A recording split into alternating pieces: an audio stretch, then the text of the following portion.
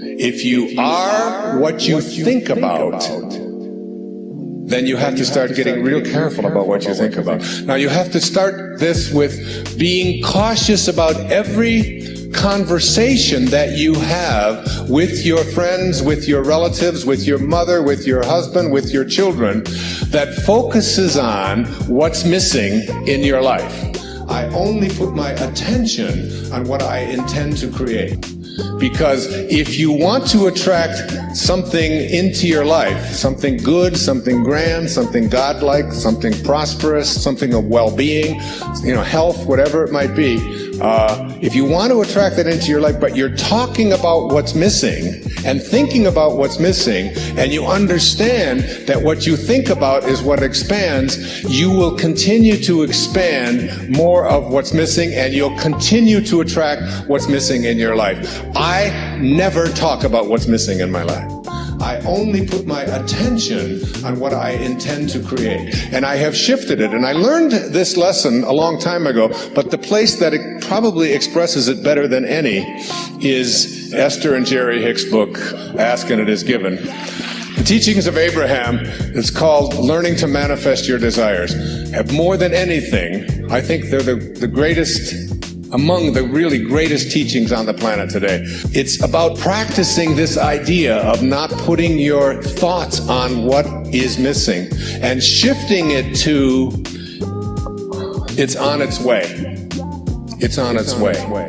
It's on its way. 4 words, just get them tattooed someplace inside of you. Whatever it is that you would like to attract into your life, know that it's on its way. And I want to say to you that as you begin to get your thoughts more harmonized with Tao thinking, I only put my attention on what I intend to create. That is, with the thinking of the source, the thinking of God, that which always has been, that which does nothing but leaves nothing undone.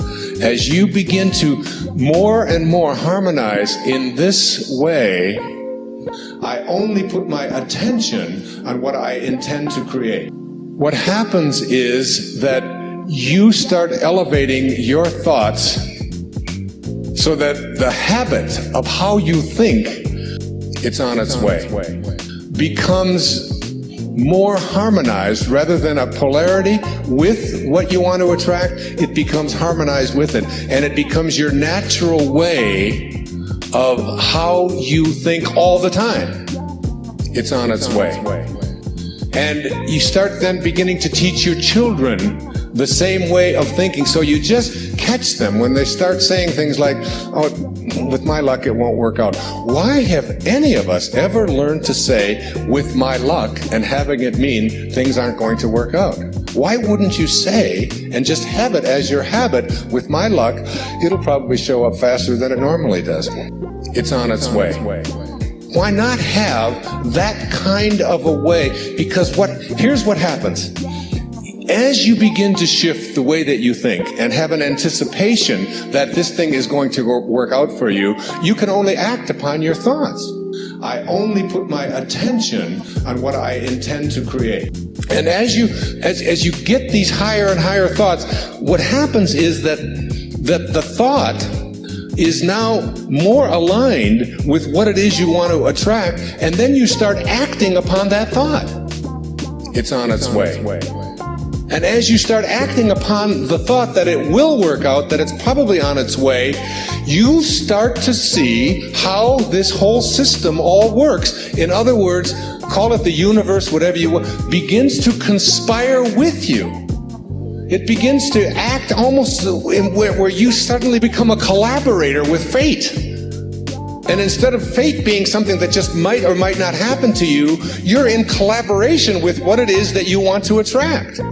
It's on its way. I mean, ask any physician, there's physicians here today, ask them about something called the will to live.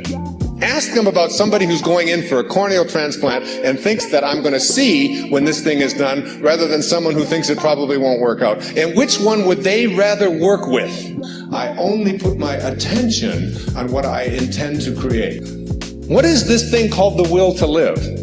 What is this thing, this inner kind of thing that says, I refuse to allow myself to think. I say to my mother, who's 90 years old, almost 91 years old. I was with her for the last 5 days, every day, all morning long with her. And she's been going through some difficulties and so on. She has always said to me how she was going to die. She said it to me when she was 60. What her death was going to look like, when she was going to die in her sleep, and it was going to be, it was going to be a peaceful thing, and she was going to do it when she was ready. When she was ready, she would leave, and she would know when it was time. And she says, don't think it's time. I said, well, you got a hangnail there. Maybe we should just move on with it. And she said, no, I'll tell you when I'm ready. I only put my attention on what I intend to create. She has always said, I will never allow Alzheimer's into my life. She's always said that is not something. She'll say things like, well, I can't remember this name quite as well as I did before, but that concept of all, it's just not anything that I've ever allowed myself to think is a possibility. I only put my attention on what I intend to create. And they've done research on this, in studies on gerontology, where what does your life look like from 60 plus versus what does your life look like below, from 60 down to into your 20s. That people who live a dynamic life into their 60s, 70s, 80s, and 90s, people who feel strong, who don't feel that getting older means that I have to in any way decline any place, physically or mentally. Getting older has nothing to do with the concept of declining. I only put my attention on what I intend to create. That when people are in their 20s and 30s and 40s and 50s, and this is their perception of what their life is going to be like when they're in their 60s, that those people have a much greater chance of not attracting the kinds of diseases that are so much age-related as do people who think of old as infirm and declining throughout their 20s, 30s, 40s, and 50s. I only put my attention on what I intend to create. That you change the way you believe about that and you say declining is not a possibility. I don't think about what's missing. You don't put your attention on what's missing. You don't tell other people about what's missing. I only put my attention on what I intend to create. And you don't tell other people about what you can't do and what isn't working and how terrible the world is. I only put my attention on what I intend to create. And the Tao teaches so much about it was written for leaders, people in positions of power. But I've translated all of that into your own level of leadership. And the great leaders are the ones who eschew violence. You have got to get yourself to a place where you don't allow yourself to have violent thoughts come into your consciousness. I only put my attention on what I intend to create. That means you got to watch the movies you're watching. That means the games that your children are playing, video games, have got to be monitored and removed when they have violence built into them. It means that you don't watch the news and you don't read the stories, endlessly reaffirming what a terrible place this world is. It is not a terrible place. It's a perfect place. It's a beautiful place.